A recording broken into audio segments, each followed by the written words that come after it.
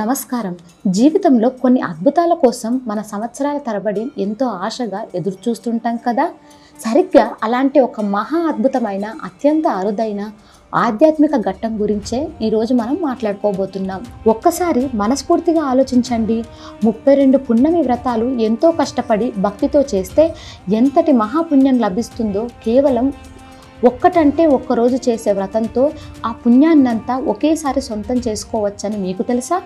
అవును, మీరు వింటున్నది అక్షరాల నిజం. అక్షరాల 3 సంవత్సరాలకు ఒకసారి మాత్రమే మన తలుపు తట్టే ఒక అద్భుతమైన పర్వదినం మన ముందుకు రాబోతుంది. అదే పురుషోత్తమ మాస పౌర్ణమి. ఈ వీడియో మీ జీవితంలో ఎన్నో కొత్త వెలుగులు నింపబోతుంది. ఎందుకంటే ఈ అరుదైన పౌర్ణమి వెనుక ఉన్న రహస్యాలు, ఆ పవిత్రమైన రోజున మనం చేయాల్సిన పనులు, మనకు దక్కే అనంతమైన శక్తి గురించి తెలిస్తే మీరు నిజంగా ఆశ్చర్యపోతారు. ఈ క్షణం నుంచే ఆ రోజు కోసం ఎంతో ఎగ్జైట్ అవుతూ ఎదురు చూస్తారు. కాబట్టి మీ దృష్టిని ఎక్కడా మరల్చకుండా ఈ వీడియోను పూర్తిగా ఆస్వాదిస్తూ వినండి.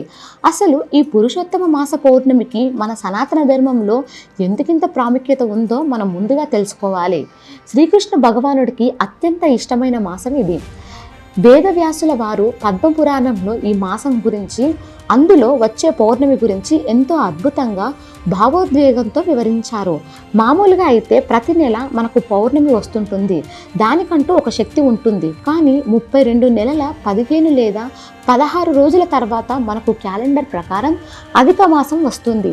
ఈ అధిక మాసాన్నే మనం ఎంతో భక్తిగా పురుషోత్తమ మాసం అని కూడా పిలుచుకుంటాం.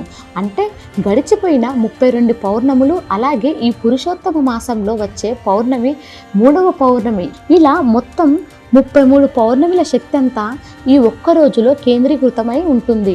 బహుశా సృష్టిలో ఇంకే పర్వదినానికి లేనంత అపారమైన ఆధ్యాత్మిక శక్తి ఈ రోజుకు సొంతం. అందుకే ఈ రోజున మనం చేసే చిన్న దానం, చిన్న జపం లేదా నదిలో చేసే ఒక స్నానమైనా సరే దాని ఫలితం 33 రెట్లు పెరిగి మనకు ఆశీర్వాదంగా తిరిగి వస్తుంది. అన్ని మాసాల్లో అన్ని పౌర్ణమిలో లభించే పుణ్యం కంటే ఈ ఒక్క పురుషోత్తమ మాస పౌర్ణమి రోజున నియమనిష్టలతో వ్రతం చేస్తే వచ్చే శక్తి అపారమైనది అని పురాణాలు ఘోషిస్తున్నాయి.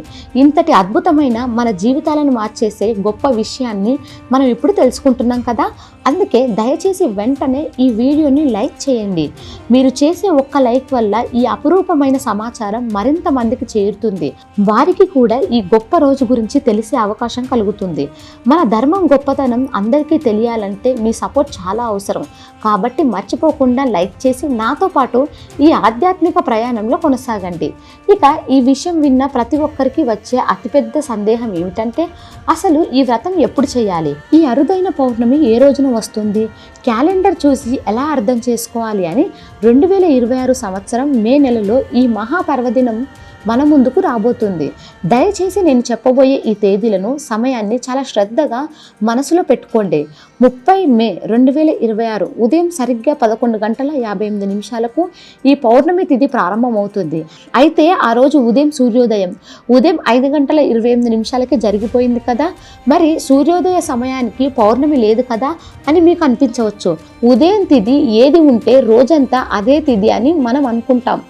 అందుకే కొందరు మే 31వ తేదీన పౌర్ణమి వ్రతం చేయాలా అని కన్ఫ్యూజ్ అవుతూ ఉంటారు. ఎందుకంటే మే 31వ తేదీ మధ్యాహ్నం 2 గంటల 14 నిమిషాల వరకు పౌర్ణమి తిథి అలాగే ఉంటుంది. కానీ ఇక్కడే మనం మన జ్యోతిష్య శాస్త్రాన్ని చాలా సునిశ్చితంగా లోతుగా అర్థం చేసుకోవాలి. పౌర్ణమి వ్రతం అనగానే మనకు వెంటనే ఆకాశంలో ప్రశాంతంగా వెన్నెలను పంచే చంద్రుడు గుర్తుకు రావాలి. మన శాస్త్రాల ప్రకారం పౌర్ణమి మాసి వ్రతేతు చంద్రోదయ వ్యాపిని అని చాలా స్పష్టంగా చెప్పబడింది. అంటే దానికి అర్థం చంద్రుడు ఉదయించే సమయానికి పౌర్ణమి తిథి ఆకాశంలో ఎప్పుడు ఉంటే ఆ రోజే మనం పౌర్ణమి వ్రతం చేయాలనేది అసలైన నియమం. మే 31వ తేదీ సాయంత్రం చంద్రుడు వచ్చే సమయానికి పౌర్ణమి తిథి ఉండదు. ఎందుకంటే అది మధ్యాహ్నం 2 గంటలకే ముగిసిపోతుంది కాబట్టి.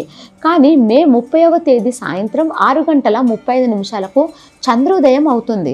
అలాగే 7 గంటల 9 నిమిషాలకు సూర్యాస్తమయం అవుతుంది.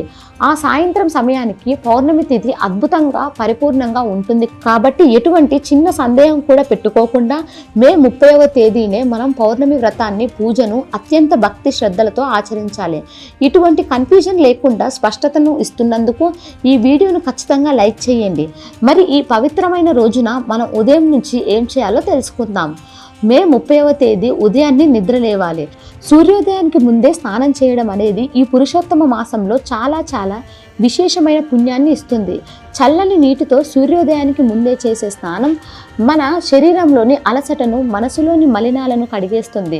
స్నానం ముగిసిన తర్వాత మనం ఏమాత్రం మర్చిపోకుండా చేయాల్సిన అత్యంత ముఖ్యమైన పవిత్రమైన పని తర్పణం వదలడం. తర్పణం అనగానే ఏదేదో పూజారులతో చేయించే పెద్ద కష్టమైన ప్రక్రియ అని భయపడకండి. చాలా సరళమైన పద్ధతిలో మనల్ని ఇక్కడి వరకు తీసుకువచ్చిన మన పితృదేవతలకు, మనల్ని కాపాడుతున్న దేవుళ్ళకి, మనకు జ్ఞానాన్ని ఇచ్చిన ఋషులకు మన మనస్ఫూర్తిగా కృతజ్ఞతను ఎలా తెలియజేయాలో వివరిస్తాను. ముందుగా మీ చేతిలో కొద్దిగా స్వచ్ఛమైన నీరు తీసుకోండి. అందులో కొద్దిగా నల్ల నువ్వులు, పవిత్రమైన కుంకుమ వేయండి. మీ దగ్గర వీలైతే కొద్దిగా కుష లేదా ముందుగానే తెంపి పెట్టుకున్న తులసి దళాలను ఆ నీటిలో వేయండి. ఈ చిన్న ఏర్పాటే మనసులో ఎంతో ప్రశాంతతనిస్తుంది. ఇలాంటి సూక్ష్మమైన, ఎంతో లోతైన మన ధర్మశాస్త్ర విషయాలను ఇంత సులభంగా మీకు అందిస్తున్నందుకు దయచేసి వీడియోని మరోసారి గుర్తు చేస్తున్నాను. తప్పకుండా లైక్ చేయండి. మీరు లైక్ చేస్తూ ఉంటేనే నాకు మరింత ఉత్సాహంగా గుండె లోతుల్లోంచి ఇలాంటి ఎన్నో అద్భుతమైన విషయాలను వెతికి మరీ మీ ముందుకు తీసుకురావాలనిపిస్తుంది. తర్పణం ఎలా వదలాలో ఇప్పుడు శ్రద్ధగా వినండి. మనం దక్షిణం వైపు తిరిగి నిలబడి చేతిలోని నీటిని బొటనవేలి కింద భాగం, అంటే దానినే పితృతీర్థం అంటారు, ఆ భాగం గుండా కిందకు వదులుతూ మన పితృదేవతలను మనసులో తలుచుకోవాలి. ఓం నమో భగవతే వాసుదేవాయ అని జపిస్తూ వారికి ఈ జలాన్ని సమర్పించాలి. మనం ఇలా ప్రేమగా వదిలే ఒక్క నీటి బొట్టు వారి ఆత్మకు అనంతమైన శాంతిని, తృప్తిని కలుగుతుంది. ఆ తర్వాత తూర్పు దిక్కుగా తిరిగి దేవుళ్లను స్మరించుకుంటూ చేతివేళ్ల కొనల నుండి, అంటే దేవతీర్థం నుండి నీటిని కిందకు వదలాలి. అప్పుడు కూడా భక్తితో ఓం నమో భగవతే వాసుదేయ అని జపించాలి. ఇక మూడవది, ఈ భూమి మీద ధర్మాన్ని నిలబెట్టి మనకు ఇంతటి అపారమైన జ్ఞానాన్ని అందించిన ఋషులకు, మునులకు మనం వదిలే తర్పణం. ఉత్తరం వైపు తిరిగి నిలబడి వారికి మీ చేతుల మీదుగా జలాన్ని సమర్పించాలి. ఈ ఒక్క చిన్న పని, ఈ కొద్దిపాటి జలతర్పణం వల్ల ఆకాశంలో ఉన్న దేవతలు, పితృదేవతలు, ఋషులు అందరూ కూడా పరిపూర్ణంగా తృప్తి చెంది మీకు ఆశీస్సులు అందిస్తారు. విశేషం ఏమిటంటే ఈ తర్పణాన్ని మీరు 30వ తేదీన, అలాగే మరుసటి రోజు మే 31వ తేదీన, ఈ 2 రోజులు వదలడం అనేది మీకు, మీ కుటుంబానికి అక్షయమైన తరగని పుణ్యాన్ని ఇస్తుంది.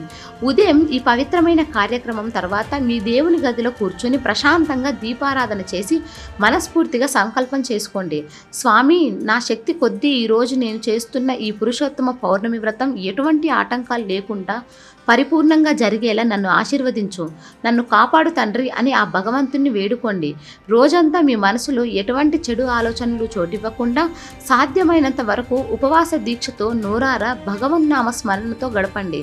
ఒకవేళ మీ ఇంట్లో సత్యనారాయణ స్వామి వ్రతం సాయంత్రం చేసుకోవాలనుకునేవారు సూర్యాస్తమయానికి, అంటే 7:09 ముందే ఈ వ్రత కథను చదువుకోవడం పూర్తి చేసుకోవాలి. ఆ తర్వాత సాయంత్రం చీకటి పడుతున్న వేళ సరిగ్గా 6:35 తూర్పు ఆకాశంలో చల్లని చంద్రోదయం అవుతుంది కదా, అప్పుడు ప్రశాంతంగా బయటకు వచ్చి చంద్రుని దర్శనం చేసుకొని ఆ చందమామకు 2 చేతులు జోడించి నమస్కరించి ఆర్ఘ్యం సమర్పించాలి. చంద్రునికి ఆర్ఘ్యం ఇవ్వడం అంటే అందులో ఎంతో గొప్ప అంతర్యం దాగి ఉంది. అది సాక్షాత్తు సిరి సంపదలకు ఆదిదేవత అయిన శ్రీ మహాలక్ష్మీదేవిని సంతోషపెట్టడమే అవుతుంది. ఎందుకంటే పురాణాల ప్రకారం క్షీరసాగర మథనం జరుగుతున్నప్పుడు అమృతంతో పాటే పుట్టినవాడు చంద్రుడు. అంటే మన లక్ష్మీదేవికి ఆయన స్వయాన తోబుట్టువు, సోదరుడు అవుతాడు. ఒక అన్నను మనం గౌరవిస్తే చెల్లెలు ఎంతగా సంతోషిస్తుందో ఆ దేవి కూడా అంతే సంతోషిస్తుంది కదా. అందుకే చంద్రుడికి ఆర్ఘ్యం ఇచ్చి తీయటి పాయసాన్ని ఆయనకు నైవేద్యంగా పెట్టాలి. ఆ చల్లటి వెన్నెల వెలుగులో నిలబడి ఓం సోమ సోమాయ నమః లేదా ఓం చంద్రమాసాయ నమః అని ప్రశాంతంగా జపించండి. మీలో ఎవరికైనా కొంచెం పెద్ద మంత్రం నేర్చుకోవాలని ఆసక్తి ఉంటే చంద్రుని స్తోత్రమైన దధిశంఖ తుషారాభం శిరోధార్ణవ సంభవం నమామి శశినం సోమం శంబరం మకుటం భూషణం అని భక్తిగా చదువుకోండి. ఈ శ్లోకానికి అర్థం ఏమిటంటే, పెరుగు శంఖం మంచులాగా తెల్లగా మెరిసిపోతూ పాలసముద్రం నుంచి జన్మించిన ఓ చందమామ, పరమశివుని శిరస్సుపై ఎప్పుడు అందమైన ఆభరణంగా మెరిసే ఓం శశి, నీకు నా హృదయపూర్వక నమస్కారం అని అర్థం. ఎంత అద్భుతంగా ఉందో కదా. ఇలా చంద్రుడిని, ఆ వెన్నెలను, లక్ష్మీదేవిని ఏకకాలంలో ప్రార్థించి ఆ రాత్రి మీ వ్రతాన్ని, పూజను ముగించాలి. చూస్తున్నారుగా మన పూజా విధానాల్లో, మన ఆచారాల్లో ఎంతటి అందమైన లోతైన భావం దాగి ఉందో. ఈ సృష్టిలోని ప్రతి మూలకాన్ని మనం దైవంగా భావించి పూజిస్తాం. ఆ ప్రకృతిలో మమేకం అవుతాం. ఈ భావం మీకు కూడా నచ్చితే, మీ మనసుకి హత్తుకుంటే దయచేసి ఈ వీడియోని ఖచ్చితంగా లైక్ చేయండి. మన బంధుమిత్రులకు కూడా మన సాంప్రదాయాల్లోని ఈ గొప్పతనం తెలియాలి కదా. ఇక మరుసటి రోజు అంటే 31వ తేదీ ఈ రోజు ఉదయాన్నే నిద్రలేచి మళ్ళీ స్నానాధికాలు ముగించుకోవాలి. పౌర్ణమి తిథి మధ్యాహ్నం వరకే ఉన్నప్పటికీ ఆ రోజు మనం చేయాల్సిన అత్యంత ప్రధానమైన జీవితాన్ని సార్థకం చేసే ఘట్టం దానం. పురుషోత్తమ మాసంలో అందులోనూ పౌర్ణమి గడియల్లో నిస్వార్థంగా దానం చేస్తే వచ్చే పుణ్యం ఇన్ని మాటల్లో వర్ణించలేనిది. నేను పైన చెప్పినట్లుగా గతించిన 32 నెలలు మరియు ఈ 33వ మాసం కలుపుకొని మనం ఏ వస్తువును దానం చేసినా, ముఖ్యంగా ఈ రోజున 33 మాల్ పువ్వాలు దానం చేయాలని సాక్షాత్తు ఆ తల్లి లక్ష్మీదేవి చెప్పినట్లుగా మన వేద పురాణాలు ఘోషిస్తున్నాయి.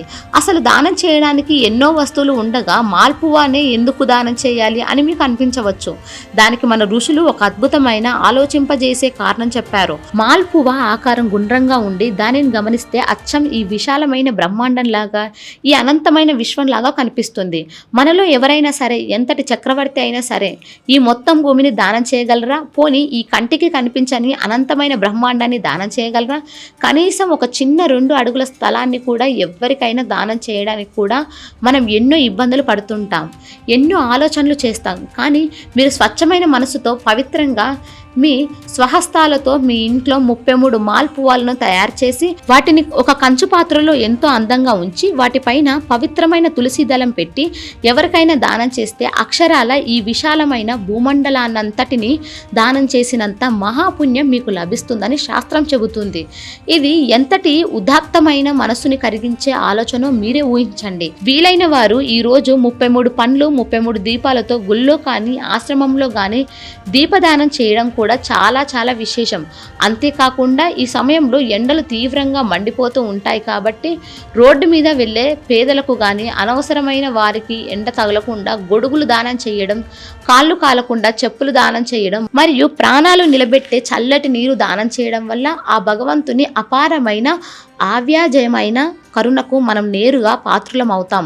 మనం స్వచ్ఛమైన మనసుతో ఇచ్చే చిన్న నీటి చుక్క కూడా మండుటెండలో ఎదుటివారి దాహాన్ని తీర్చినప్పుడు వారి ఆత్మ సంతోషించి అది 100 రెట్లు పుణ్యంగా మారి కష్టకాలంలో ఒక అదృష్ట కవచంలా మనల్ని కాపాడుతుంది.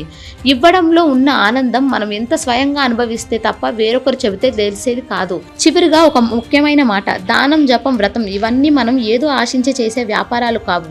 అవి కేవలం మన ఆత్మను శుద్ధి చేసుకోవడానికి, మనలో పేరుకుపోయిన కల్మషాన్ని కడిగేసుకోవడానికి ఆ భగవంతుడు మనపై ప్రేమతో ఇచ్చిన ఒక అద్భుతమైన అవకాశం.